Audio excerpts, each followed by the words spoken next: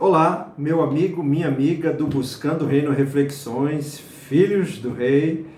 É com satisfação que iniciamos mais um vídeo desta semana, mais um vídeo reflexivo sobre a palavra do Senhor, e eu estou muito feliz de ter você aqui novamente. E mais uma vez, nas falas iniciais, para você que não me conhece, prazer, eu sou Ricardo Costarim, estou conduzindo uma série de vídeos sobre buscar o reino através da palavra do Senhor, a gente reflete sobre ele. Se você não conhece ainda esse canal, se cadastre ali no botão do inscreva-se que está aqui abaixo do vídeo. Ative o sininho para receber sempre os vídeos quando eles saírem. E faça o seu comentário, dê um like, interaja comigo para que eu possa ouvir você, saber aí a sua opinião, ok? Vamos à Bíblia, prepare aí o seu livro sagrado. Se você não está com ela, não tem problema, que eu leio para a gente, eu leio para nós a palavra do Senhor. Dessa vez não está em Paulo, eu garanto para você, mas nós estaremos aqui nos Evangelhos, e no caso no Evangelho de Lucas. Mateus, Marcos, Lucas e João são os 4 evangelhos. E eu quero que você abra sua Bíblia lá em Lucas 7, a partir do verso 18.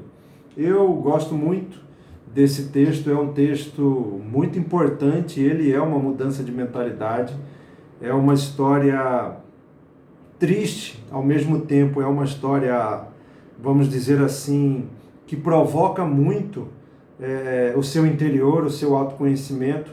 E eu vou ler para você, e você vai entender por que a reflexão dessa semana está, de primeira.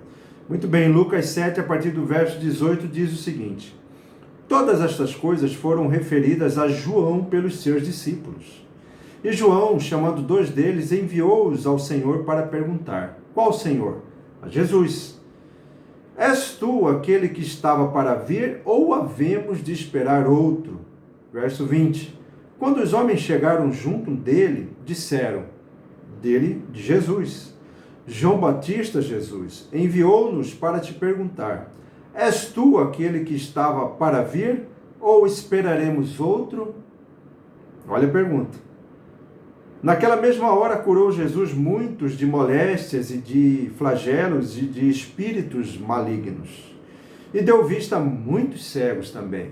No verso 22, então Jesus lhes respondeu: ide e anunciai a João o que vistes e ouvistes: os cegos veem, os coxos andam, os leprosos são purificados, os surdos ouvem, os mortos são ressuscitados, e aos pobres anuncia-lhes o Evangelho. E ele finaliza: e bem-aventurado é aquele que não achar em mim tropeço algum, ou, em outras versões, aqueles que não acham em mim motivo de tropeço. Muito bem. Que texto, hein? Estamos falando aqui de João Batista, primo do Jesus, filho de Zacarias e Isabel. São parentes de Maria, mãe de Jesus, primo de Jesus, e nasceu quase no mesmo período, sendo o João Batista um pouquinho mais velho que Cristo. Muito bem, o que a gente extrai desse texto aqui de Lucas 7 sobre esse comunicado de João, sobre essa pergunta de João, a qual ele incumbe os seus discípulos? Que discípulos? Discípulos de João Batista. Ele tinha discípulos. Como Jesus, ele também tinha uma legião de seguidores. No entanto, nesta ocasião, João Batista estava preso, próximo de ser morto. Por que, Ricardo, que ele foi preso? Porque ele condenava o casamento de Herodes Antipas, o governador daquela época de Jerusalém. Ele casou com a sua cunhada, a esposa do seu irmão Filipe, que morreu. E ele casa com ela, Heródias, o nome dela, e era um casamento arranjado e ao mesmo tempo impuro. E João criticava esse casamento.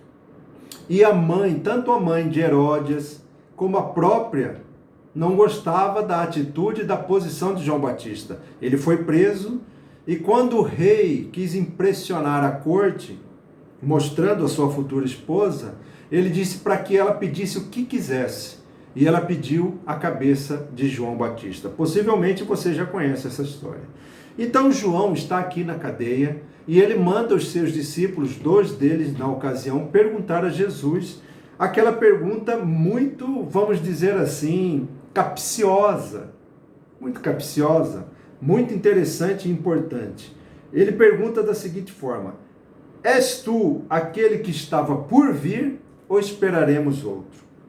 A pergunta, por ser capciosa e ao mesmo tempo complexa, ela é importante não pelo fato da pergunta em si, mas sim de quem está perguntando.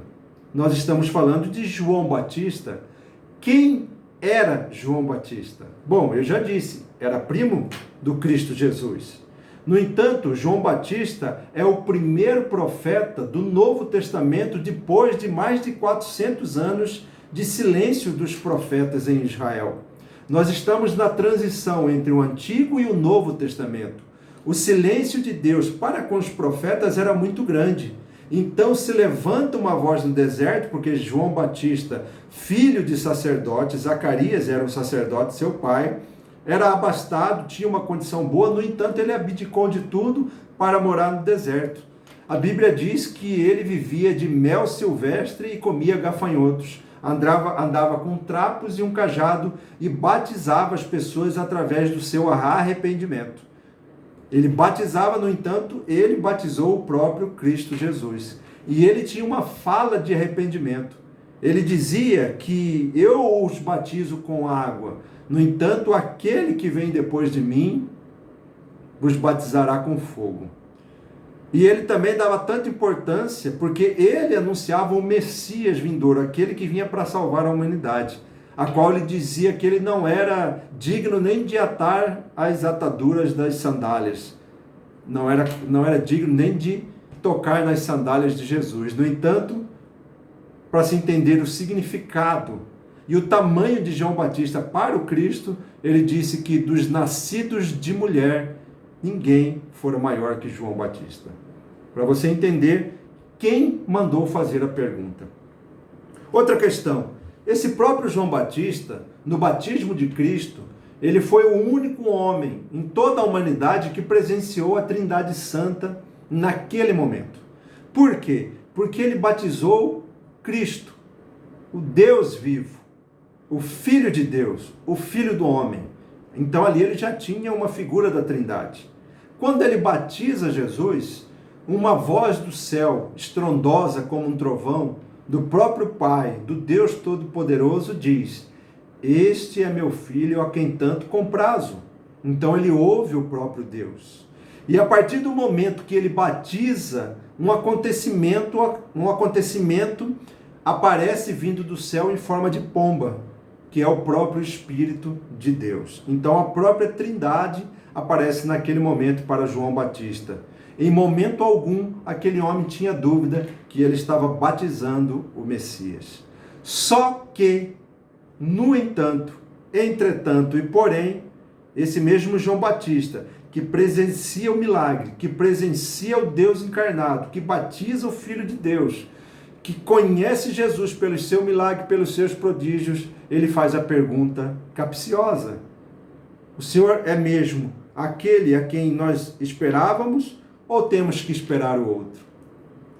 Como que João, conhecendo Cristo Salvador, faz uma pergunta dessa, meus irmãos?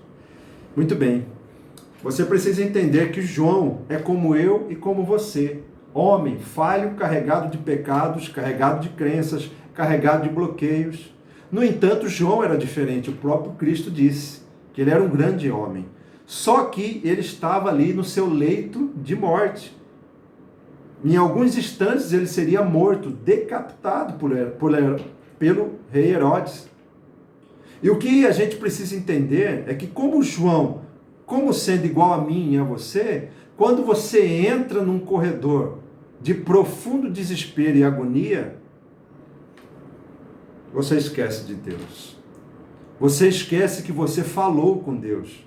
Você esquece que quem está no comando é Deus. E aí vem a agonia de desprezar o poder de Deus.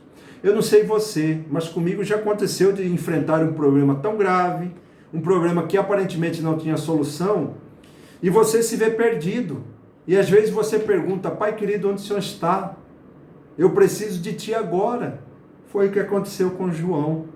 Na nossa busca pelo reino, nós vamos enfrentar obstáculos como João. Nós iremos enfrentar aqui desafios imensos, quem sabe até a morte. Porque a Bíblia diz, e é profético, que quando antecipar a vinda do Filho do Homem, a gente vai passar por várias situações até o fechamento da porta da graça. E alguns pagarão com a própria vida, como foi o caso de João Batista. Então, meu querido, agora, para não alongar muito esse vídeo, eu falo ao seu coração. A gente tem um pouco de João Batista. A gente enfrenta problemas, situações conflituosas, agonias, desespero nessa vida, que a gente perde a razão. No entanto, Cristo não nos abandona, como Ele não abandonou João. Mas Ricardo, ele foi decapitado, não tem problema. A gente dá muito mais valor ao flagelo cometido com um fiel, e não com aquilo que está por vir por ele ainda. O próprio Cristo foi flagelado, que morte horrenda.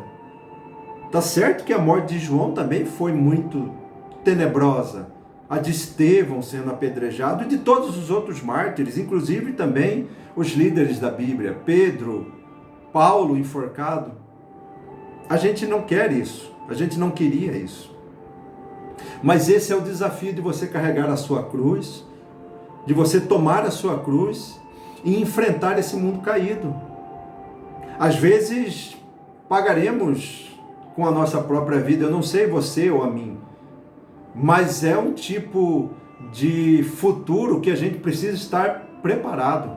Eu não sei quando Cristo virá, quem sabe na nossa geração, e quem sabe a gente enfrentará esses tipos de flagelo. No entanto, a única certeza que eu tenho é que esse Deus maravilhoso não vai nos abandonar. Que esse Deus maravilhoso, como ele disse aqui aos discípulos de João, olha, diga a João que aqui os cegos veem, os coxos andam, os surdos ouvem.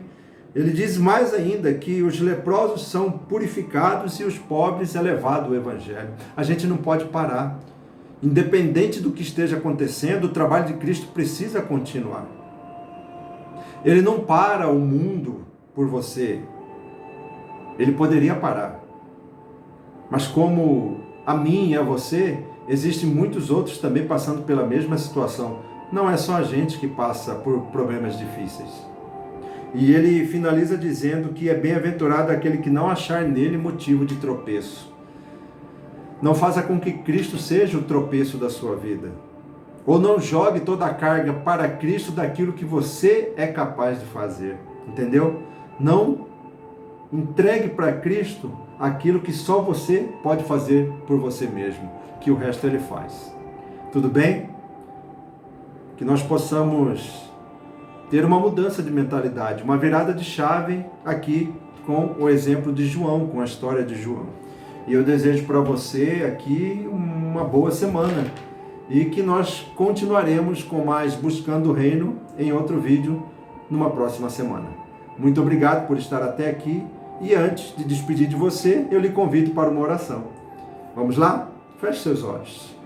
Maravilhoso Pai, Deus querido, a Ti toda a honra e toda a glória. Elevamos os nossos pensamentos em oração para agradecer pela mensagem de hoje. Agradecer porque Cristo está conosco, Ele nos ampara em todos os momentos. Que possamos ter, Pai querido, a fé necessária para entender isso.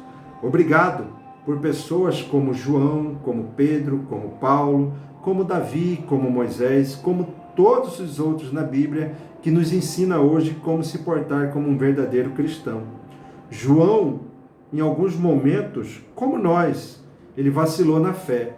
No entanto, ele seguiu o caminho, mesmo que do martírio, mas sabendo que a vida eterna o esperava. É isso que nós oramos, é isso que nós pedimos, em nome de Jesus. Amém. E a você eu desejo o seguinte: felicitações, fé, que você creia, mesmo nos piores momentos. E lembre-se, Deus é contigo. Tchau.